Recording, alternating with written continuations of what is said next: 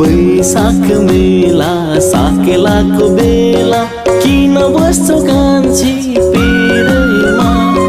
बैशाख मेला साकेलाको बेला किन बस्छौ कान्छी पिरैमा। नौरङ्गी फुला टिपेर सिउरी देउला तिम्रो शिरमा।